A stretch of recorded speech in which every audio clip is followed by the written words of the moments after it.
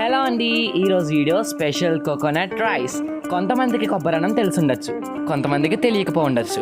కానీ మేము చెప్పిన స్టైల్లో కొబ్బరన్నాన్ని చేసుకున్నట్లయితే ఎప్పుడు కొబ్బరన్నం చేసుకున్నా ఇదే స్టైల్లో చేసుకుంటారు. మరి చూద్దామా అయితే.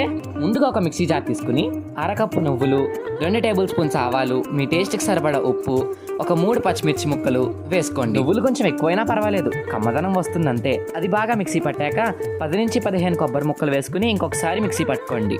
మిక్సీ పట్టాక పక్కకు పెట్టుకొని ఒక బాండీ పెట్టి 3 టేబుల్ స్పూన్స్ ఆయిల్ వేసి పల్లీలు వేసుకుని బాగా ఫ్రై చేయండి. పల్లీలు బాగా ఫ్రై అయ్యాక 1 టేబుల్ స్పూన్ శనగపప్పు, జీలకర్ర, ఆవాలు వేసుకుని బాగా ఫ్రై చేయండి.